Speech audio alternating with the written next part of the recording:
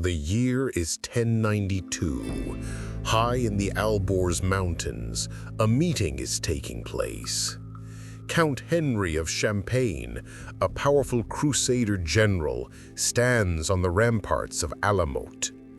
Beside him stands his host, an old man in white robes, Hassan Sabbah. The crusader boasts of his army of 100,000 men. Hassan says nothing. Instead, he simply looks up at a young guard standing on the highest turret. He gives a single nod, no words, just a slight movement of the head. Without hesitation, the boy steps forward into the empty air. He falls to his death, a broken body on the rocks below. The crusader is horrified. He asks, "Why?" Hassan smiles and says, "I have 70,000 more like him. Can your army do this?" This wasn't magic. It wasn't religion. It was the first recorded instance of systematic brainwashing. Welcome to the Order of Assassins. But before the leap, there was the exile. Who was Hassan Sabbah? He wasn't born a killer.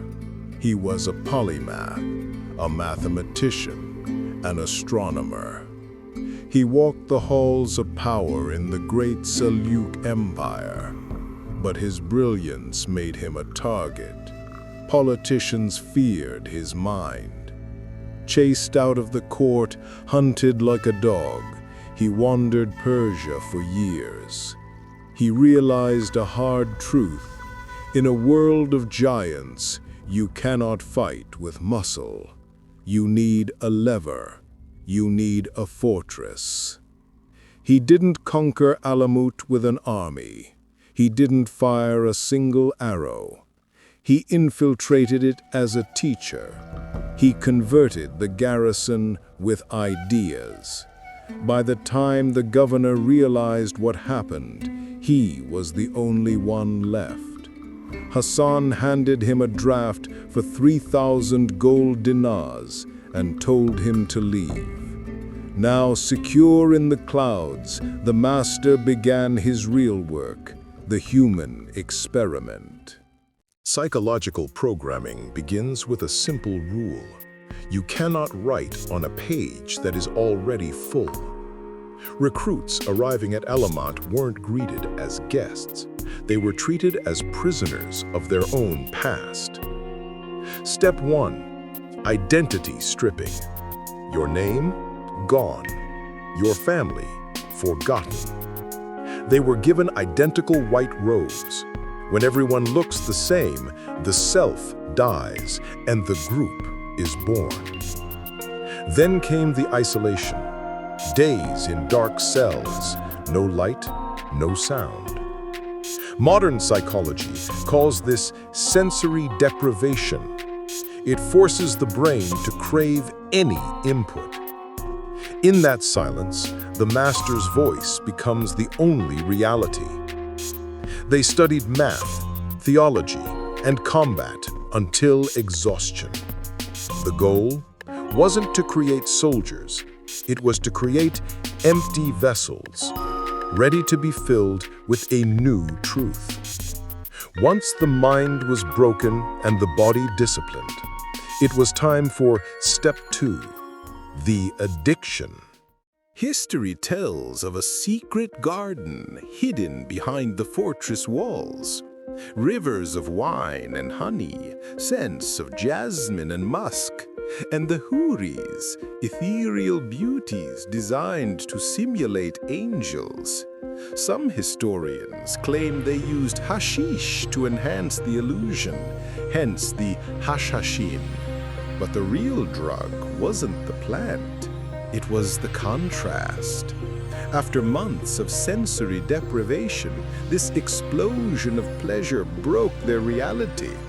They didn't think it was a garden. They believed with absolute certainty they were in heaven. And then, just as the peak was reached, They were dragged back to the cold. The withdrawal was psychological torture. They had tasted paradise, and now it was gone. Hassan would appear and ask one question: "Do you want to go back?" The answer was always yes, even if it meant death. The result was the Fidai, not a soldier, but a sleeper agent. They infiltrated enemy courts as scholars, servants, or monks, waiting for months, sometimes years. Their target? The most powerful man in the empire, Nizam al-Mulk. On the 10th of Ramadan, 1092, a Sufi mystic approached his litter. The strike was surgical, public, irreversible. But here is the twist. The assassin didn't run. He smiled as they cut him down. He knew he was waking up in the garden. This was the true weapon. Not the death of the Vizier, but the fear of the survivor. Kings started wearing chainmail under their silk robes. They woke up to find daggers pinned to their pillows. Hassan proved that you don't need an army to defeat an empire. You just need to hack the minds of a few believers. The Order of Assassins fell in 1256, destroyed by the Mongols. But the blueprint didn't die. Today, Alamut isn't a fortress in Iran. It's a server farm in a cold, windowless room. Remember step 1, isolation? We don't need mountains anymore. Algorithms create echo chambers, digital cells that protect you from reality. Just like the recruits, your identity is stripped down to data points. Then comes step 2, the false paradise, the dopamine loop. It is called variable reward schedule, the exact same psychology used in slot machines. They give you a hit of validation, then they take it away. Hassan Sabbah is no longer a man. He is the algorithm. And we are the new Fidais, unpaid soldiers, ready to attack anyone who challenges our tribe. Not with daggers, but with comments. The control is subtle. You think you're free, just like the assassin thought he was in heaven. Look closely at the modern corporation. Some don't just ask for your labor, they demand your soul. They use Hassan as language. We are a family. We are changing the world. They replace your identity with their brand. The office hoodie is the new white robe. The office offers free food, sleep pods, and game rooms. Why go home? This is the golden handcuffs, the false paradise designed to keep you inside the fortress. Burnout is reframed as martyrdom. You suffer for the mission. In politics, it's even worse, the us versus them mentality. The other side is demonized. Your side is the only truth. Public executions still exist. We just call it cancel culture. Social death is the modern equivalent of being thrown off the cliff. We willingly become Fidais for causes that don't care about us. So the question remains, how do we escape Alamut? To escape the castle, you don't need to kill the master. You need to kill the dependency.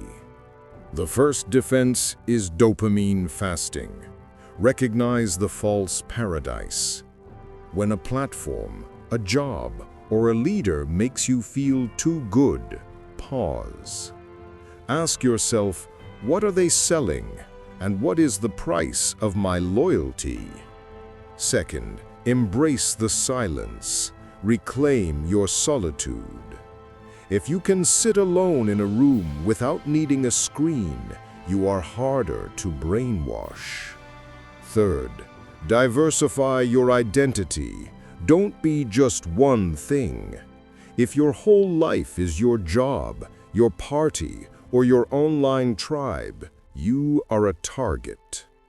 Build pillars outside the castle: family, nature, skills, books. Hassan Sabbah feared independent thinkers. He feared those who asked why. The assassin is a weapon. The Vizier is a strategist. Be the Vizier. The gates of Alamut are open. You can leave whenever you want.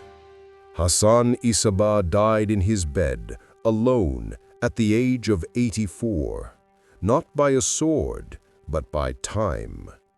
His library was burned by the Mongols, his castle was leveled, but the idea escaped the fire. The method of control survived the master. History is a cycle. The names change: Sultan, CEO, algorithm, but the game remains the same. You have a choice that the Fedais of Alamut never had. You can see the strings. You can refuse the fake paradise. Here at the Vizier's edge, we don't give you answers to memorize.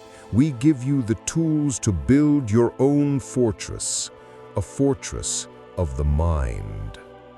If you value wisdom over obedience, join us. I am your Vizier, and this is your edge. For 150 years, the assassins were the ghosts in the night, untouchable, until a monster arrived who didn't fear ghosts. He feared nothing. Genghis Khan. He didn't just conquer cities, he weaponized nightmare. Pyramids of skulls, whistling arrows, total psychological dominance. The assassins broke minds one by one. The Mongols broke the world. Here is how they did it.